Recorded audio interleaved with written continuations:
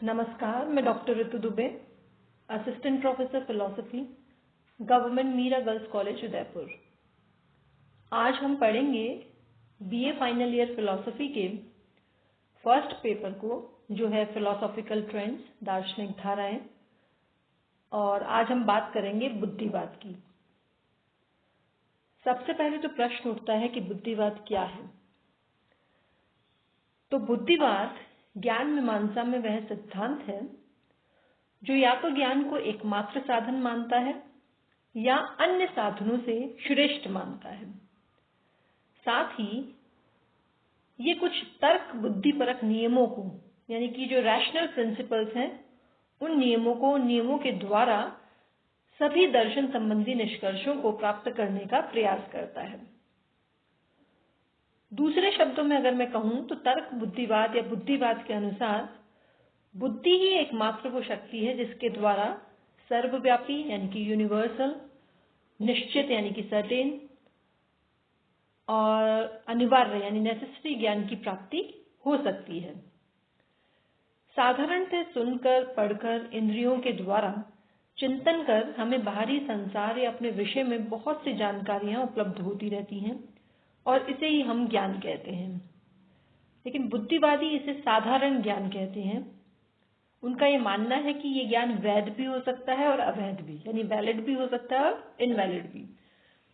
बुद्धिवादियों के अनुसार इस प्रकार का जो ज्ञान है वो वास्तविक ज्ञान नहीं है। इसके अतिरिक्त उन्होंने एक अन्य प्रकार का ज्ञान माना है जिसे वे दार्शनिक ज्ञान कहते हैं। फिलोसॉफिकल नॉलेज की संज्ञा वो देते हैं। दार्शनिक ज्ञान क्या है? तो वे कहते हैं दार्शनिक ज्ञान वस्तुओं के यथार्थ स्वरूप को व्यक्त करता है, इसलिए वो सदैव ही वैध होता है, वैलिड होता है। बुद्धिवाद जब कहता है कि वास्तविक और वैध ज्ञान की प्राप्ति बुद्धि द्वारा ही हो सकती है, तो उसका अभिप्राय दार्शनिक ज्ञान से ही होता है। अब प्रश्न है कि दार्शनिक या वैध ज्ञान की पहचान क्या है? तो इसके उत्तर में बुद्धिवादी का कहना है कि दार्शनिक और वैध ज्ञान जो होता है वो सर्वव्यापी होता है और अनिवार्य होता है। सर्वव्यापी होने का अर्थ है कि वह सभी दिक् और काल के पदार्थों के विषय में वैध होता है, यानी सभी जो टाइम एंड स्पेस के जो जितने भी पदार्थ हैं उनके विषय में ये वैलिड होता है। उसकी वैधता किसी विशेष दिक् या विशेष काल तक सीमित नहीं हुआ करती है। अनिवार्य होने का तात्पर्य है कि उसकी वैधता का खंडन नहीं हो सकता, यानी कि उसका अपवाद, एक्सेप्शन या विरोधी जो है वो वैध नहीं हो सकता। वे ये भी कहते हैं कि इस प्रकार का जो ज्ञान है, जिसे वो वास्तविक ज्ञान कहते हैं, दार्शनिक ज्ञान कहते हैं, वो सहज प्रत्ययों पर आधारित हुआ करता है। सहज प्रत्यय जिसे उन्होंने जन्मजात प्रत्यय भी कहा, जो जन्म से ही बुद्धि में वर्तमान रहते हैं।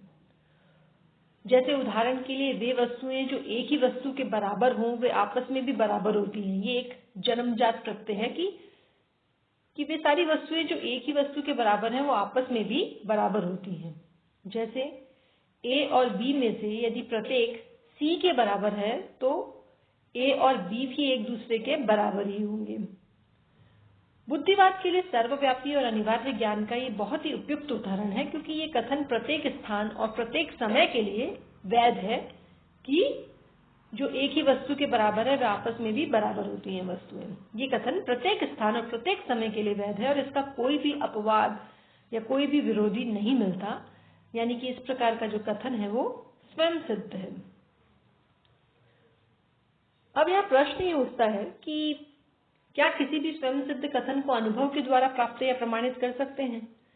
यदि वो स्वयं सिद्ध वाक्य मानव अनुभव पर आधारित होता तो सर्वव्यापी नहीं हो सकता था, क्योंकि इसके अंतर्गत असंख्य उदाहरण आते हैं और असंख्य उदाहरणों का सत्यापन करना या वेरिफिकेशन संभव नहीं है।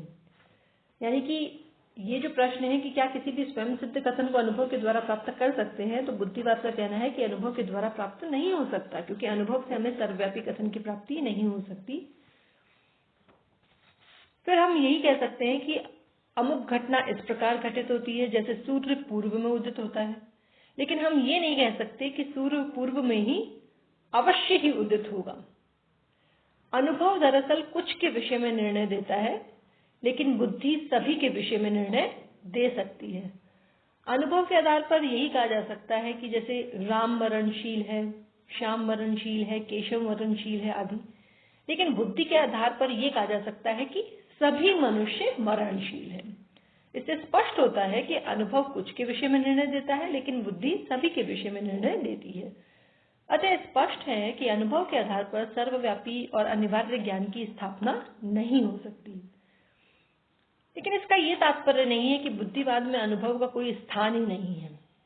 बुद्धिवाद के अनुसार अनुभव से हमारे अंदर ऐसी स्थिति उत्पन्न हो जाती है जिससे हम ये जो सहज प्रत्यय हैं या जन्मजात प्रत्यय हैं उनको अपने में जान लें। अब जैसे बच्चे की प्रतिभा है वो सहज है या जन्मजात है, लेकिन जब तक अनुकूल परिस्थिति उसे ना मिले उसकी प्रतिभा तो ना तो निखरेगी और ना ही किसी को इसका ज्ञान तक भी होगा। लेकिन अगर मान लीजिए अच्छा स्कूल है, अनुकूल घर है, साथी हैं, अन्य अवस्थाएं हैं, तो बच्चे की जो सहज प्रतिभा है वो निखर उठेगी। यानी कि तर्क बुद्धिवादियों का कहना है कि ये जो सहज प्रत्यय है, जन्मजात प्रत्यय है, ये सभी व्यक्तियों में पाया जाता है। जब अनुभव के द्वारा व्यक्ति उपयुक्त सोच विचार में पड़ जाता है और जब वो चिंतन करने लगता है तो उसे उस समय ये जो सहज प्रत्यय है वो स्पष्ट होने लगते हैं। तो इस आधार पर उन्होंने ऐसा नहीं है कि अनुभव को बिल्कुल ही उसकी अनदेखी करी है, लेकिन हाँ ये है कि बुद्धिवादियों का कहना है कि सहज प्रत्ययों के आधार पर जो सर्वव्यापी या अनिवार्य ज्ञान प्राप्त होता है उसे अनुभव के द्वारा ना तो प्राप्त किया जाता है और ना सत्यापित ही किया जाता है। अनुभव के द्वारा व्यक्तियों को इनसे केवल अवगत होने का यानी इनसे मतलब इनकी जानकारी होने का अवसर इन्हें प्राप्त होता है, ना तो सर्वव्यापी और अनिवार्य ज्ञान का सामग्री मिलती है और ना ही इनसे इस प्रकार की जो सर्वव्यापी अनिवार्य ज्ञान है इसकी जांच हो सकती है। अब जब बुद्धि को ज्ञान का साधन मानते हैं तो स्वभाव से यहाँ पर ये प्रश्न होता है कि ये जो बुद्धि या तर्क बुद्धि भी जिसे कहते हैं उसका स्वरूप क्या है। तो जो बुद्धि है वो आत्म चेतना है, ये मानव मन का मूल तत्व है, ये एक प्राकृतिक देन है। बुद्धिवादियों ने इसे एक जन्मजात शक्ति माना है। बुद्धि जो है वो ज्ञान उत्पन्न करने की जो शक्ति है, जो बुद्धि है वो ज्ञान उत्पन्न करने की शक्ति है जो जन्म से ही विद्यमान रहती है, ऐसा बुद्धिवाद मानता है। जन्मजात या सहज होने के कारण यह अनुभव निरपेक्ष है। इंद्रियां बाहर के विषयों को ग्रहण करती है, लेकिन बुद्धि ज्ञान को उत्पन्न करने में स्वतः सक्रिय रहती है। बुद्धि के अंदर कुछ जन्मजात शक्तियां, सहज प्रत्यय होते हैं, जन्मजात प्रत्यय होते हैं जो समस्त ज्ञान के आधार हैं। ये जो सहज प्रत्यय है ये स्वयं सिद्ध होते हैं, अर्थात उनकी जो वैधता है, वैलिडिटी है, उसको प्रमाणित या सत्यापित करने के लिए किसी बाहरी तर्क या किसी अन्य साधन की आवश्यकता नहीं हुआ करती। मानव मन जन्म से ही मानव मन में विद्यमान रहने के कारण ये सहज कहलाते हैं या जन्मजात कहलाते हैं। उन्हें अनुभव से सीखा नहीं जा सकता। अब अगला प्रश्न ये है कि ज्ञान कैसे होता है, अर्थात वैध ज्ञान की प्रणाली क्या है। इस संबंध में बुद्धिवाद का क्या कहना है।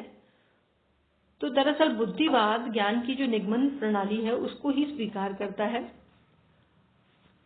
सहज प्रत्यय जो सर्वव्यापी और अनिवार्य हैं उनसे ही निगमन प्रणाली के द्वारा बुद्धि निष्कर्ष निकालती है, ऐसा इसका मानना है। बुद्धिजन्य ज्ञान सर्वव्यापी होता है क्योंकि उसका आधार सहज प्रत्यय है जो कि सभी मनुष्यों के मन में विद्यमान रहने के कारण सर्वव्यापी है। ये सभी के लिए वैध होता है क्योंकि उसके तत्व सभी में वर्तमान है।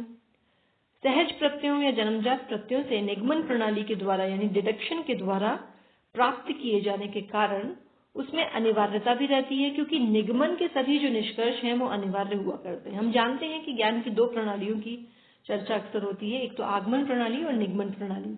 तो यहाँ मैं स्पष्ट कर दूं कि जो बुद्धिवादी हैं वो डिडक्टिव मेथड यानी निगमन प्रणाली में विश्वास करते हैं, जबकि आगे हम जब पढ़ेंगे अनुभववादियों के संबंध में तो वो आगमन प्रणाली पर विश्वास करते हैं।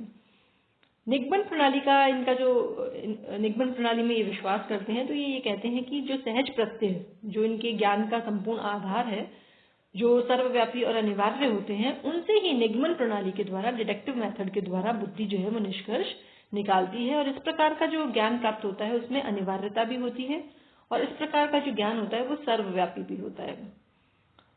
बुद्धिवादियों के अनुसार जो ऐसा ज्ञान है यानी सर्वव्यापी और अनिवार्य ज्ञान, इसका स्पष्ट उदाहरण गणित में उपलब्ध होता है। गणित में क्या होता है कि जो सरल प्राथमिक या स्वयं सिद्ध सत्य है उनकी खोज करके गणित ऐसे निष्कर्षों तक पहुंचता है जो निर्विवाद हैं, सर्वव्यापी हैं और अनिवार्य कहे जा सकते हैं, तथा जिन्हें बिना किसी अन्य प्रमाण के स्वीकार किया जा सकता है। इन प्राथमिक और स्वयं सिद्ध सत्यों के अतिरिक्त गणित कुछ नियम भी निर्धारित करता है और उनके संयोग से नवीन उपलब्धियां भी प्राप्त करता है। कुल मिलाकर बुद्धिवादियों ने गणित पर बहुत अधिक बल दिया है। वो गणितीय प्रणाली, जिसे वो निगमन प्रणाली भी मानते हैं, उसमें सर्वाधिक विश्वास करते हैं। उनका मानना है कि गणितज्ञ कुछ स्वयं सिद्ध वाक्यों से प्रारंभ करके फिर निगमनात्मक प्रणाली यानी डिडक्टिव मेथड के द्वारा निष्कर्ष निकालकर अपने ज्ञान का सारा महल तैयार करते हैं। उदाहरण के लिए 3 भुजाओं से घिरे आकार को त्रिभुज कहते हैं। त्रिभुज की इस परिभाषा से वे त्रिभुज संबंधी समस्त सिद्धांतों को खोज निकालते हैं जो सर्वव्यापी और अनिवार्य होते हैं। जैसे जैसे सभी जो समत्रिबाहु त्रिभुज हैं उनके तीनों कोण बराबर होते हैं। अब ये जो निष्कर्ष है वो सभी जो समत्रिबाहु त्रिभुज हैं उनके विषय में वैध और अनिवार्य है, क्योंकि इसका कोई व्याघाती या कोई कंट्राडिक्टरी जो है वो कभी वैध नहीं हो सकता। अतः वैध ज्ञान की प्राप्ति के लिए यानी वैलिड नॉलेज की प्राप्ति के लिए आवश्यक है कि बुद्धि की जन्मजाति जो शक्तियां हैं या जो सहज प्रत्यय हैं उनका समुचित प्रयोग करके उनसे उचित ढंग से निगमन प्रणाली के द्वारा निष्कर्ष निकालकर ज्ञान का विकास किया जाए। अब जरा हम संक्षेप में जो बुद्धिवाद की जो प्रमुख मान्यताएं हैं उन पर एक नजर डालते हैं। पहली इसकी जो प्रमुख मान्यता है वो है कि ज्ञान प्राप्ति में मन निष्क्रिय नहीं बल्कि सक्रिय रहता है। अतः ज्ञान में बाहर से कुछ नहीं मिलता, परंतु मन स्वयं अपनी रचनात्मक प्रक्रिया से ज्ञान की रचना करता है। आगे हम पढ़ेंगे इस मत का लाइबनिज के दर्शन में बहुत ही स्पष्टता से विवेचन भी किया गया है। दूसरी जो इनकी प्रमुख मान्यता है वो ये है कि मानव मन में कुछ सहज प्रत्यय हैं, जन्मजात प्रत्यय हैं, जिनकी पहचान यही है कि वे स्पष्ट हैं, परिस्पष्ट हैं और परिस्फुट होते हैं। प्राय ऐसे स्पष्ट और परिस्पष्ट जो सहज प्रत्यय हैं, जन्मजात प्रत्यय हैं, वो गणित में पाए जाते हैं। इसलिए ज्ञान का आदर्श गणित शास्त्र है। बुद्धिवाद का ये जो लक्षण है वो मुख्य रूप से डेकार्ट और स्पिनोजा के दर्शन में पाया जाता है। तीसरी जो प्रमुख मान्यता है वो ये है कि बुद्धिवाद के अनुसार अनुभव से सर्वव्यापी और अनिवार्य ज्ञान की स्थापना नहीं होती। यही नहीं, अनुभव की संभावना भी इन्हीं सहज प्रत्ययों के आधार पर होती है। इसलिए बुद्धिवादियों के अनुसार सहज प्रत्ययों की व्याख्या अनुभव के आधार पर न होकर स्वयं अनुभव की ही व्याख्या इन सहज प्रत्ययों के आधार पर की जा सकती है। चौथी बात जो है वो ये कि ज्ञान के प्रामाण्य के विषय में इनका जो विश्वास है वो ज्ञान के संसक्तता सिद्धांत में है। यहाँ मैं आपको थोड़ा संक्षेप में स्पष्ट कर दूं कि ज्ञान के प्रामाण्य के विषय में 2-3 तरह के जो सिद्धांत हैं उनमें से जो अनुभववादी हैं वो ज्ञान के संवादिता सिद्धांत में विश्वास करते हैं कि सत्य ज्ञान वही है जो यथार्थ वस्तुओं के संवादी हो, है ना, कॉरेस्पॉन्डिंग हो। लेकिन जो बुद्धिवादी हैं वो ज्ञान के प्रामाण्य के विषय में ज्ञान के संसक्तता सिद्धांत में विश्वास करते हैं, जो ये कहता है कि सत्य ज्ञान वही है जो आपस में जिसमें सामंजस्य हो, जिसमें आत्म संगति हो। तो इस प्रकार से ज्ञान के जो प्रामाण्य है उसके विषय में इनका अगर पूछा जाए कि किस सिद्धांत में विश्वास है तो इनका जो विश्वास है वो ज्ञान के संसक्तता सिद्धांत में है। तो इस प्रकार से आज हमने पढ़ा बुद्धिवाद को। धन्यवाद।